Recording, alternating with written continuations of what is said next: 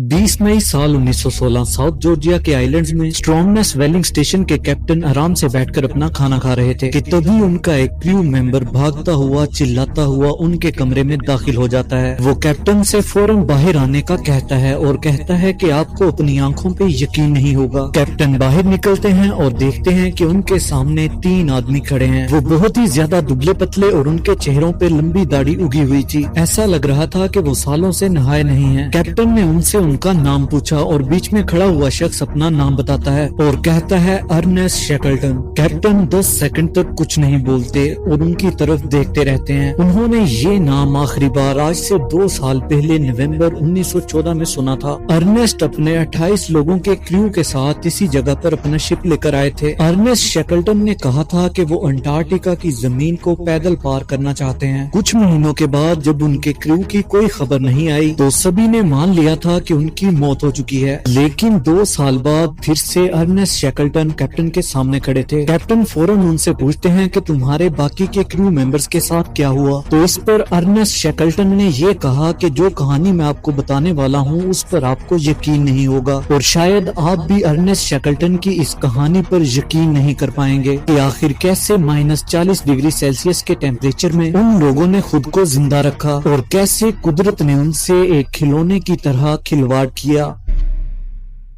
Ernest Shackleton ने अपने इस खतरनाक मिशन का नाम ट्रांस अंटार्कटिक एक्सपीडिशन रखा। प्लान सिंपल था, एक टीम वेडल सी से होकर अंटार्कटिका जाएगी और पैदल पूरे अंटार्कटिका को पार करेगी, वहीं दूसरी टीम रॉस सी में उनका इंतजार करेगी। शेकल्टन अंदाजा लगा रहे थे कि उन्हें ये काम मुकम्मल करने में तकरीबन 3 महीने लग जाएंगे। इस मिशन के लिए उन्होंने एंड्योरेंस नाम की एक शिप को चुना। एंड्योरेंस को कुछ इस तरीके से बनाया गया था कि तूफान, बर्फ, हर चीज को झेल सकता था। वहीं क्रू मेंबर को शेकल्टन ने बड़ी बारीकी से चुना था। कुछ सेलर्स थे, कुछ मैकेनिक तो कुछ डॉक्टर थे। शेकल्टन की हर तरह से ये कोशिश थी कि किसी भी प्रेशर सिचुएशन में उनका क्रू उनका साथ दे। अगस्त 1914 में ये लोग इंग्लैंड से निकले। ये वो दौर था जब पूरी दुनिया वर्ल्ड वॉर की तैयारी कर रही थी। अक्टूबर तक वो साउथ जॉर्जिया के आइलैंड्स तक पहुंच गए, जो एक तरह से अंटार्कटिका का आखिरी पोस्ट था। वहाँ के लोगों ने शेकल्टन को वार्न किया कि इस मौसम में बर्फ बहुत खतरनाक होती है, लेकिन शेकल्टन ने अपना पूरा मन बना लिया था। 5 दिसंबर 1914 को एंड्योरेंस शिप साउथ जॉर्जिया से निकलकर वेडल सी की तरफ निकल पड़ी। जैसे जैसे वो लोग समुद्र में अंदर की तरफ जा रहे थे वैसे वैसे उनके आसपास का एनवायरनमेंट बदलता जा रहा था। अभी तक क्रू मेंबर्स को किसी भी खतरे का कोई अंदाजा नहीं हुआ था। लोग हंसी खुशी जा रहे थे, लेकिन शेकल्टन की एक आंख समंदर की तरफ ही थी। उसकी आंखों के सामने धीरे धीरे समुद्र का पानी बर्फ में बदलता जा रहा था और हवा तेज होने लगी थी। जनवरी तक शिप इतना स्लो चल रही थी कि 1 किलोमीटर का सफर भी तय करना जंग जीतने के बराबर था। फिर एक दिन अचानक एंड्योरेंस शिप चलते चलते बर्फ के बीचों बीच समंदर में रुक गई। पहले तो क्रू के लोग और शेकल्टन इतना नहीं घबराए, वो इस तरह की सिचुएशन के लिए पहले से ही तैयार थे। सभी ने अपने अपने औजार निकाले और नीचे उतरकर बर्फ को काटना शुरू कर दिया। जब बर्फ थोड़ी सी टूटती और शिप आगे की तरफ चलने लगती तो वो लोग खुशी से झूमने लगते। शेकल्टन खामोशी से हर चीज को ऑब्जर्व कर रहे थे। वो जानते थे कि इतनी छोटी सी जीत से कुछ नहीं होने वाला, उनकी मंजिल अभी बहुत दूर है। वो ये भी जानते थे कि हमें कभी भी ऐसा नहीं समझना चाहिए कि हम कुदरत से जीत गए हैं। एंड्योरेंस शिप जब कुछ इंच मूव करती और फिर से दोबारा समुद्री बर्फीले पानी में फंस जाती, क्रू के लोग अपनी हिम्मत हारते जा रहे थे। सूरज जब उनके सर पर आने लगा था, आप जानते ही होंगे कि अंटार्कटिका में समर के महीनों में रात नहीं होती। वो लोग सूरज के नीचे ही बर्फ तोड़ते और सूरज के नीचे ही सो जाते। उन्हें लगा कि शायद अब बर्फ पिघलने लगेगी, लेकिन फरवरी का महीना खत्म होने को आ गया और वो लोग भी समझ चुके थे कि उनकी शिप फंसी नहीं है, बल्कि वो किसी जेल में बंद हो गए हों। बर्फ की लेयर्स और भी ज्यादा मोटी हो चुकी थी। जिस बर्फ पर वो लोग खड़े थे वो भी एक जगह पर टिकी नहीं रहती थी, वो बार बार हिलती रहती थी। आपने देखा ही होगा कि अंटार्कटिका में बर्फ के बड़े बड़े टुकड़े पानी में तैरते रहते हैं और ऐसे ही एक बर्फ की बड़ी चट्टान से टाइटैनिक भी टकराया था, जिससे वो पूरा शिप डूब गया تھا، لیکن جس برف میں شیکلٹن کا شپ پھنسا تھا وہ دھیرے دھیرے شپ کا کچمبر بنا رہا تھا۔ جیسے جیسے برف موو کرتی شپ اور اندر دھنستے چلی جاتی اور اوپر سے برف اسے مروڑتی جاتی، اور اس کے علاوہ وہ اپنی منزل سے بہت دور فلوٹ کرتے ہوئے جاتے جا رہے تھے۔ وہ برف کا بڑا ٹکڑا انہیں ویڈل سی کے اور بھی اندر لے جا رہا تھا۔ ارنسٹ شیکلٹن یہ سب اپنی آنکھوں سے ہوتے ہوئے دیکھ رہے تھے، لیکن وہ اپنے کریو ممبر کی ہمت کو کھونا نہیں چاہتے تھے۔ انہوں نے اپنے کریو کو ہر دن ایک نئی روٹین پر لگا دیا تھا۔ وہ لوگ کتوں کے ساتھ برف پر کھیلتے، ڈانس کرتے اور پھر برف توڑنے کے کام پر لگ جاتے۔ اس وقت تک شیکلٹن نے اپنے سپنے کو ٹوٹتے ہوئے محسوس کر لیا تھا۔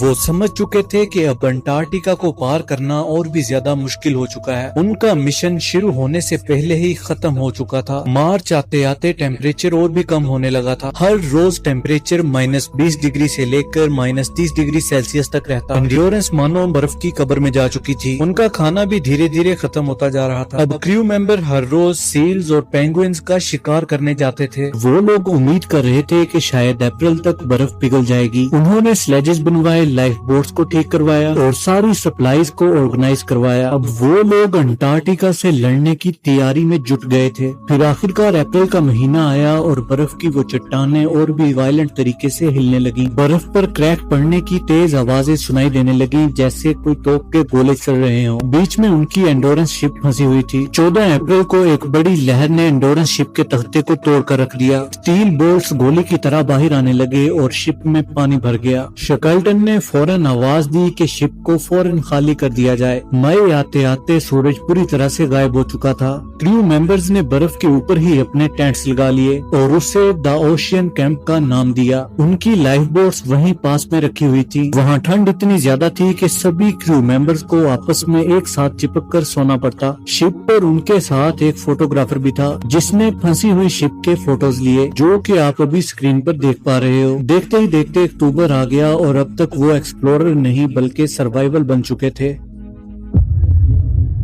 پچھلے 9 مہینوں سے انڈیورنس شپ برف میں پھنسی ہوئی تھی اور اب تک وہ قریب 2000 کلومیٹر غلط راستے پر فلوٹ کر چکے تھے۔ فائنلی 21 نومبر 1914 کو انڈیورنس شپ پوری طرح سے ڈوب گئی۔ اس کے بس کچھ ٹکڑے ہی برف کے اوپر پڑے تھے، باقی پورا شپ سمندر کے اندر سما گیا۔ کریو ممبرز نے کھانا پانی، نیویگیشن گیئرز اور ریکارڈز ہر چیز کو باہر نکال لیا تھا۔ وہ سبھی لوگ اپنی ہمت ہار چکے تھے، لیکن اس نا امیدی کے اندھیرے میں شیکلٹن ان کے لیے ایک روشنی کی کرن کی طرح سامنے آئے۔ انہوں نے اناؤنس کیا کہ ان کا مشن یہیں پر ختم ہوتا ہے اور اب وہ صرف اپنے گھر کی طرف واپس جائیں گے۔ ان کے پاس نہ تو کوئی ٹیلی فون تھا اور نہ ہی کوئی ریڈیو۔ وہ سبھی لوگ برف کے ایک ٹکڑے پر پھنسے تھے جو کہ خود تیرتا ہوا پتہ نہیں انہیں کہاں لے جا رہا تھا۔ کریو کے لوگ صرف اس لیے ہمت نہیں ہارے تھے کیونکہ شیکلٹن نے ہمت نہیں ہاری تھی۔ اب چونکہ ان کے آس پاس کی برف جمی ہوئی تھی تو لائف بوٹس میں بیٹھ کر بھی کہیں نہیں جایا جا سکتا تھا۔ انہوں نے اس برف کے ٹکڑے پر ہی کیمپ لگا لیا تھا اور وہ لوگ تب تک انتظار کریں گے جب تک برف ٹوٹ نہیں جاتی، جس کے بعد وہ لائف بوٹس میں بیٹھ کر اپنے گھروں کی طرف نکل جائیں گے۔ انہیں برف میں پھنسے ہوئے 1 سال ہو چکا تھا۔ باہر کے لوگوں کو یہ بھی نہیں پتا تھا کہ وہ زندہ بھی ہیں یا مر گئے۔ اس طرح کے موسم میں کسی ریسکیو شپ کے آنے کا بھی کوئی امکان نہیں تھا۔ ان کے پاس 3 لائف بوٹس، ایک سلیڈ جس سے برف پر چلا جا سکتا ہے، کچھ پرسنل آئٹمز اور صرف 1 مہینے کا کھانا موجود تھا۔ شیکلٹن کیلکولیشن کرتے ہیں اور پتا کرتے ہیں کہ ان کا سب سے قریبی آئلینڈ پولیٹ آئلینڈ ہے۔ ہو سکتا ہے کہ انہیں وہاں پہ کچھ سپلائیز مل جائیں جو کہ انہیں کچھ اور مہینے زندہ رہنے میں مدد کر سکیں۔ انہوں نے اپنے کریو سے کہا کہ وہ سبھی 2 پاؤنڈ تک کا وزن اپنے بیگ میں ڈالیں اور اپنی باقی طاقت بورڈز اور سلیج کو کھینچنے میں لگائیں۔ جہاز کے فوٹوگرافر کے پاس قریب 400 سے زائد فوٹوز تھے، لیکن 2 پاؤنڈز کی لمٹ کے ساتھ وہ اپنے ساتھ صرف 150 فوٹوز ہی لا پائے، اور یہی فوٹوز آگے چل کر دنیا کے سامنے ایک تاریخ بن گئیں۔ کچھ ہفتوں بعد کھانے کی کمی کی وجہ سے ان کے ساتھ آئے کتوں کے بچوں کو مرنا پڑتا ہے، اور اس کے علاوہ ہر ایک لائف بوٹ کا وزن 1000 کلو سے زیادہ تھا، اور اسے کھینچنا اتنا آسان نہیں تھا۔ قسمت بھی ان کے ساتھ نہیں تھی۔ ابھی تک گرمی کا موسم آ چکا تھا اور برف کی اوپر کی پرت نرم ہو چکی تھی، جس سے اس کے اوپر چلنا مشکل ہوتا جا رہا تھا۔ کچھ کلومیٹر اور چلنے کے بعد انہوں نے آگے دیکھا کہ سامنے پتلی برف اور پانی آ چکا ہے۔ اب نہ تو وہ پیچھے جا سکتے تھے اور نہ ہی آگے۔ انہوں نے دوبارہ اسی تیرتی ہوئی برف کے اوپر ٹینٹ لگا دیا۔ کھانے کے لیے ہر کسی کو ایک بسکٹ، تھوڑا سا کوکو پاؤڈر اور اس کے علاوہ تھوڑا سا کین میٹ ملتا۔ انہیں ہر روز پینگوئنز اور سیلز کا شکار کرنے جانا پڑتا۔ شیکلٹن कैप्टन फूड के बारे में अक्सर अपने क्रू से झूठ बोलते ताकि उनकी मोटिवेशन को बढ़ा सकें। वो जानते थे कि अगर ऐसी सिचुएशन से निकलना है तो क्रू का मोटिवेशन टॉप पर रखना होगा। लेकिन तभी अचानक 30 मार्च को एक ट्रेजेडी हो जाती है। जिस बर्फ पर उन्होंने अपना कैंप लगाया था, अचानक से उस बर्फ में एक तेज क्रैक की आवाज आती है। उनके टेंट टूटने लगते हैं। सभी लोग बाहर की तरफ भागते हैं। उनके पैरों तले से जमीन हिलने लगती है। कुछ लोग तो पानी में गिर चुके थे और ठंड से सुकड़ रहे थे। उन्होंने फौरन अपने आप को गर्म रखने के लिए तेज मूवमेंट शुरू कर दिया। किस्मत से किसी की मौत तो नहीं हुई, लेकिन ये उनके लिए एक वार्निंग थी कि वो कभी भी मर सकते हैं। अब वो सभी लोग पूरी तरह से एक बर्फ की शीट पर फंस चुके थे। वो लोग सिर्फ दुआ ही कर सकते थे कि उन्हें जल्द ही जमीन दिख जाए। और फिर शैकलटन ने जब कैलकुलेशंस लगाई कि वो इस वक्त कहाँ पर हैं, तो उन्हें पता चलता है कि वो जॉइन विल्ड आइलैंड के पास है, यानी कि उनकी पुरानी डेस्टिनेशन पॉलेट आइलैंड अब पीछे छूट चुका था। जॉइंट विल्ड आइलैंड का दिखना कोई अच्छी बात नहीं थी, क्योंकि वो पेनिनसुला का आखिरी आइलैंड था और वहाँ पर जाना यानी कि पक्के तौर पर मौत। उनके पास दो ऑप्शन थे, नॉर्थ में मौजूद क्लेरेंस आइलैंड और एलिफेंट आइलैंड, और इसके बाद हजारों किलोमीटर तक खाली समंदर है। एक ऐसा समंदर जिसे ड्रेक पैसेज कहा जाता है, और इस जगह आज भी सेलर जाने से थर थर कांपते हैं। यहाँ पे करीब 12 मीटर ऊंचे वेव्स उठते हैं और लगभग 20,000 सेलर्स के करीब ने यहाँ पर जान गंवाई है। शैकलटन जानते थे कि अगर वो बर्फ पर फ्लोट करते करते वहाँ पहुँच गए तो उन्हें कोई नहीं बचा पाएगा। अब तक खाने की भी भारी कमी पड़ने लगी थी। जो गला सड़ा मीट उनके पास पड़ा था वो कुत्तों को दे दिया गया। पानी पीने के लिए वो लोग बर्फ को एक कैन में डालते और फिर उसे अपनी जैकेट के अंदर डाल लेते ताकि उनके जिस्म की गर्मी से वो बर्फ पिघल जाए, लेकिन उससे भी इन्हें सिर्फ कुछ घूंट ही पानी मिल पाता। किस्मत से उन्हें कभी कभार सील्स मिल जाते जिनसे उनको 100 पाउंड तक का मीट मिल जाता। इसके अलावा कई क्रू मेंबर्स ने अपने कुत्तों को भी मार दिया था ताकि वो लोग बच सकें। 7 अप्रैल 1916 उन्हें बर्फ पर तैरते तैरते क्लेरेंस आइलैंड दिखने लगा था। ये नॉर्थ की तरफ करीब 80 किलोमीटर दूर था, लेकिन तभी अचानक ईस्ट की तरफ तेज हवाएं चलने लगती हैं और उनकी तैरती हुई बर्फ क्लेरेंस आइलैंड से दूर जाने लगती है। बर्फ की शीट भी धीरे धीरे छोटी होती जा रही थी और अब इस पर रहना सेफ भी नहीं था। शैकलटन ने फैसला किया कि अब वो लाइफ बोट्स में बैठकर अपनी मंजिल की तरफ जाएंगे, लेकिन फिर तभी उन्हें रास्ते में बर्फ की बड़ी बड़ी चट्टानें मिलने लगती हैं। कुछ घंटों के बाद वो एक बर्फ की नई शीट पर अपने टेंट्स लगा लेते हैं, लेकिन कुछ ही देर के बाद वो बर्फ भी टूटने लगती है और बर्फ की वो शीट भी बीच से 2 हिस्सों में बढ़ जाती है। उनका कैप्टन अर्नेस्ट शैकलटन एक साइड पर था और बाकी का क्रू दूसरी साइड पर। वो सभी लोग अपने कैप्टन को तैरते हुए दूर जाता देखते हैं, लेकिन किस्मत से क्रू हिम्मत नहीं हारता और फौरन अपनी लाइफ बोट्स के जरिए कैप्टन को बचा लेते हैं। इसी बीच हवा की डायरेक्शन बार बार बदल रही थी और वो बर्फ का टुकड़ा इधर उधर हिल रहा था। पहले उन्होंने सोचा कि वो क्लेरेंस आइलैंड की तरफ जाएंगे, लेकिन फिर उन्होंने सोचा कि उन्हें जॉर्ज आइलैंड की तरफ जाना चाहिए और फिर आखिर में एलिफेंट आइलैंड पे जाना उन्हें सबसे बेस्ट ऑप्शन लगा, क्योंकि वहाँ से रेस्क्यू होने के चांसेस बहुत ज्यादा थे।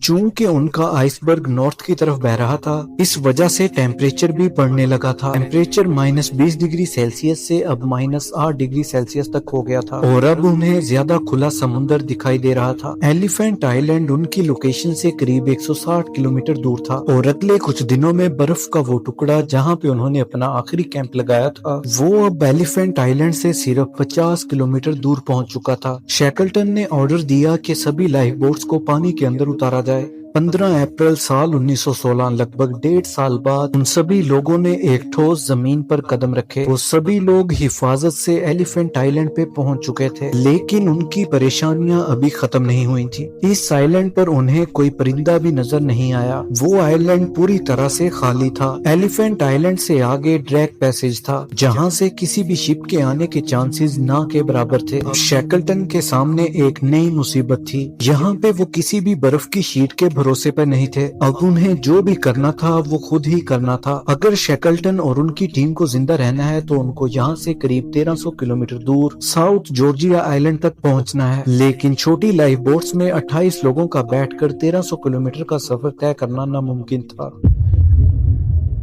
24 अप्रैल साल 1916 शैकलटन ने अपने साथ 6 लोगों की टीम बनाई और अपनी छोटी सी बोट पर बैठकर साउथ जॉर्जिया आइलैंड की तरफ निकल पड़े। उन्होंने अपने पीछे छोड़े हुए क्रू से वादा किया कि वो लोग बड़ी शिप लेकर उन्हें वापस जरूर लेने आएंगे। इस छोटी सी बोट को हाथ से चलाना पड़ता था। उन्होंने बारी बारी 4 घंटे बोट चलाना और 4 घंटे आराम करना अपने दिन का शेड्यूल बना लिया। अंटार्कटिका में सर्दियों का मौसम शुरू हो चुका था, यानी कि सूरज अब सिर्फ कुछ ही घंटों के लिए बाहर निकलता था। उन्होंने खाना तो पैक किया था, लेकिन वो अच्छे से बैठकर खाना भी नहीं खा सकते थे क्योंकि बोट में इतनी जगह ही नहीं थी। उन्हें लेटकर अपना खाना खाना पड़ता। इसी तरह वो मुश्किलों से लड़ते हुए साउथ जॉर्जिया आइलैंड के करीब पहुंच गए। अपनी मंजिल से वो सिर्फ अब 3 दिन की दूरी पर थे, लेकिन तभी अचानक एक बहुत बड़ी लहर उठती है और लगभग उन्हें डुबा ही देती है। उनकी बोट जोर जोर से हिल रही होती है। काफी घंटे गुजर जाते हैं और उन्हें लग रहा था कि वो हमेशा के लिए इन्हीं लहरों के बीच फंसे रह जाएंगे। धीरे ही सही, लेकिन वो अपनी मंजिल की तरफ पहुंचते जा रहे थे और फाइनली 10 मई 1916 को वो साउथ जॉर्जिया आइलैंड पर पहुंच जाते हैं। अब यहाँ पर एक परेशानी थी। साउथ जॉर्जिया का आइलैंड करीब 100 स्क्वायर किलोमीटर का था और जिस जगह पर वो लोग लैंड किए थे वो बिल्कुल इंसानी बस्ती से उल्टी डायरेक्शन में था। अब इंसानी बस्ती तक पहुंचने के लिए या तो उन्हें पूरा उल्टा घूमकर 200 किलोमीटर का सफर करना पड़ता, या फिर वो आइलैंड की जमीन पर पैदल सफर करके 40 किलोमीटर का सफर करके इंसानी आबादी तक पहुंच पाते। लेकिन प्रॉब्लम ये थी कि साउथ जॉर्जिया का आइलैंड बड़े बड़े पहाड़ों से घिरा हुआ था और आज तक किसे कोई भी पार नहीं कर पाया था। शैकलटन के पास तो जरूरी सामान भी नहीं था जिससे वो पहाड़ को पार कर सके, लेकिन उनके पास कोई रास्ता नहीं था। उन्होंने अपने साथ 3 आदमियों को लिया और फौरन सामने खड़े पहाड़ पर चढ़ना शुरू कर दिया। इसी तरह बर्फ पे चलते चलते वो चोटी तक पहुंच भी गए, लेकिन चोटी पर पहुंचते ही उस पार जब उन्होंने देखा तो वहाँ पर सिर्फ गहराई ही थी। वो पहाड़ से नीचे उतरे और किसी दूसरी साइड से पहाड़ को क्रॉस करने की जगह ढूंढने लगे और इसी तरह उन्हें करीब 3 पहाड़ चढ़ने पड़े, लेकिन फिर भी उन्होंने हार नहीं मानी। फाइनली जब चौथा पहाड़ चढ़ते हुए उन्होंने दूसरी साइड पर देखा तो उन्हें इंसानी बस्ती दिख गई और उस जगह का नाम था स्टोरनेस व्हेलिंग स्टेशन। 2 साल पहले शैकलटन और इनका क्रू इन्हीं लोगों से मिला था। 20 मई 1916 को वो एक बार फिर से दोबारा वहीं पहुंच गए थे। व्हेलिंग स्टेशन पर मौजूद लोग शैकलटन और उनके साथियों को देखकर हैरान रह गए क्योंकि सबको लगा था कि वो लोग अंटार्कटिका में मारे जा चुके हैं, लेकिन शैकलटन उनके सामने थे। उनकी दाढ़ी बढ़ चुकी थी और रंग बहुत काला हो चुका था। व्हेलिंग स्टेशन के कैप्टन ने फौरन उन्हें कुछ कपड़े और खाने के लिए कुछ सामान दिया। इसके बाद शैकलटन ने अपने फौरन उन 3 साथियों को बचाया जो साउथ जॉर्जिया के आइलैंड के उस पार इनका इंतजार कर रहे थे।